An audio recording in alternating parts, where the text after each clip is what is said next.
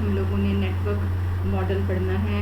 یہ بھی ایک ریکارڈ بیسڈ ماڈل ہے. جیسے کہ ہم لوگوں نے پہلے کل ہیرارکیکل ماڈل ہم لوگوں نے پڑھا تھا, تو اس میں ہم لوگوں نے دیکھا تھا کہ وہ ہیرارکی کی فارم میں ہے. تو دیکھتے ہیں کہ نیٹ ورک ماڈل کیسا ہوتا ہے.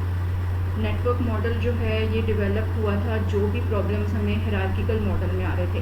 ہیرارکیکل ماڈل میں ہمیں کیا پرابلمس آ رہے تھے کہ اس کے اندر ہم زیادہ کمپلیکس سچویشنز کو ہینڈل نہیں کر پا رہے تھے. اس کے اندر صرف اور صرف ہم پیرنٹ چائلڈ ٹائپ کی ریلیشن شپس کو ہینڈل کر سکتے تھے, لیکن ہم زیادہ کمپلیکس قسم کی جو ریلیشن شپس ہیں ان کو ہینڈل نہیں کر سکتے تھے.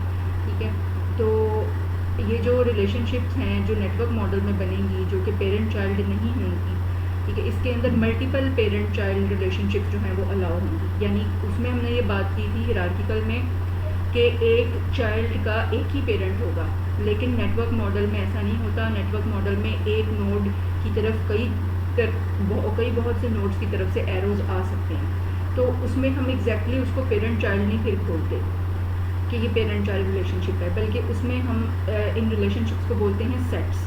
ٹھیک ہے, تو اس اسٹرکچر کو یا یہ جو لینگویج ہے اس کا یہ ڈیفائن کس نے کیا تھا؟ کوڈاسل نے, conference on data systems language. تو دیکھتے ہیں کہ اس کی کریکٹرسٹکس کیا ہیں. اب یہ دیکھیں کہ آپ کو ایک ڈائیگرام جو نظر آ رہی ہے جس میں آپ کو کچھ نوڈز ہیں جو پرپل کلر میں ہیں, وہ نوڈز ہیں. ٹھیک ہے, جو کہہ لیں اینٹیز ہیں یا آبجیکٹس ہیں, اور جو درمیان میں لائنوں کے یا ایروز کے درمیان میں لکھا ہے وہ ان کی ورکنگ لکھی ہے کہ وہ کیا کام کریں. لیکن آپ یہ دیکھیں کہ ایک نوڈ کی طرف ایک سے زیادہ نوڈز کی طرف سے ایروز آ رہے ہیں. جیسے آپ پروجیکٹ کو دیکھ لیں کہ امپلائی کی طرف سے بھی اس کی طرف ایرو آ رہا ہے, ڈپارٹمنٹ کی طرف سے بھی اس کی طرف ایرو آ رہا ہے. اسی طرح ڈپارٹمنٹ کی طرف جو ہے وہ امپلائی کی طرف سے آ رہا ہے, سپروائزر کی طرف سے امپلائی کی طرف جا رہا ہے. اس کے اندر اور بھی ہو سکتے تھے نوٹس ایڈ, یا کچھ ورکس جو ہیں وہ ایڈ ہو سکتے تھے مختلف امپلائی کے یا سپروائزر کے, جو کہ میں نے ابھی اس کو سمپل رکھنے کے لیے شامل نہیں کیے. لیکن اب پروجیکٹ کے نوٹ کو اگر دیکھیں تو امپلائی کی طرف سے بھی آ رہا ہے اور ڈپارٹمنٹ کی طرف سے, اور آپ کو یہ اس طریقے سے شو ہو رہا ہے کہ یہ ایک نیٹ ورک سا بنا ہوا ہے جس میں یہ آپ کو بالکل بھی ٹری کی فارم میں یا پیرنٹ چائلڈ کی فارم میں آپ کو دکھائی نہیں دے رہا. ٹھیک ہے, تو ہیرارکیکل میں وہ ایک ٹری بن رہا ہوتا تھا, پیرنٹ چائلڈ تھا, ایک نوڈ میں کا ایک ہی پیرنٹ تھا, مطلب ایک نوڈ کی طرف صرف ایک ہی نوڈ کی طرف سے ایرو آ سکتا تھا. تو یہ جو نیٹ ورک ماڈل ہے, ایک تو اس کی کریکٹرسٹک یہ ہے کہ اس کا کمپلیکس اسٹرکچر ہے, وہ جیسے کہ آپ کو نظر بھی آ رہا ہے. ابھی اگر میں مزید اس میں نوڈز ایڈ کرتی یا ان کی ورکنگ ایڈ کرتی تو یہ مزید کمپلیکس ہو جاتا.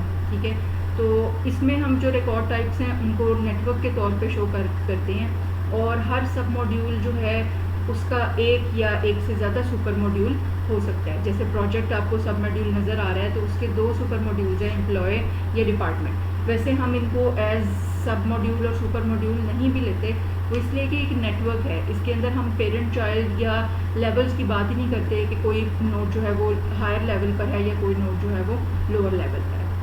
اسی طرح یہ جو ریکارڈز ہیں ان کو ہم ایک سیٹ کے طور پہ اس ماڈل میں ریپرزینٹ کریں گے, اور کمپلیکس اسٹرکچر ہے جیسے کہ ہمیں نظر آ رہا ہے.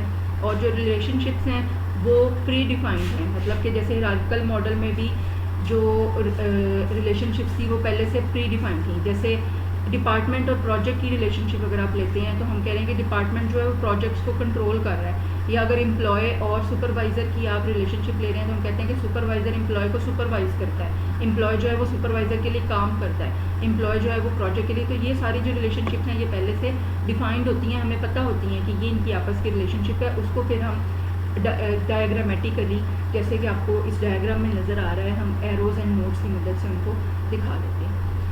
تو ڈیفیکلٹ ٹو ری آرگنائز. اب یہ دیکھیں کہ جیسے ہیرارکیکل ماڈل جو تھا وہ بھی ڈیفیکلٹ ٹو ری آرگنائز تھا, اسی طرح نیٹ ورک ماڈل کی کمپلیکسٹی کو دیکھتے ہوئے آپ کو اندازہ ہو رہا ہوگا کہ اس کو بھی ری آرگنائز کرنا مشکل ہوگا. جب ہم نوڈز کی جگہیں چینج کریں گے یا کوئی نوڈز کو ڈیلیٹ کریں گے یا کوئی نیا نوڈ ایڈ کریں گے تو پھر یہ جو کمپلیکس اسٹرکچر ہے اس کے اندر بڑی ڈیفیکلٹ ہو جائے گی ہمیں چینجز کرنا.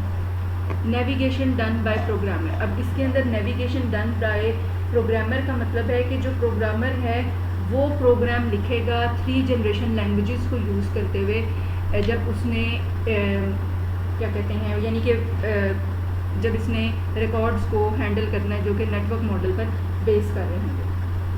اس کے اندر ہمارے پاس کیوری لینگویج جو ہے وہ اویلیبل نہیں ہے. ٹھیک ہے, کیوری لینگویج کی فیسلٹی نہیں ہے, تو ہمیں 3 جنریشن لینگویجز کی مدد سے اپلیکیشن پروگرامز کے تھرو جو ہے وہ ان کو ہینڈل کرنا پڑتا ہے.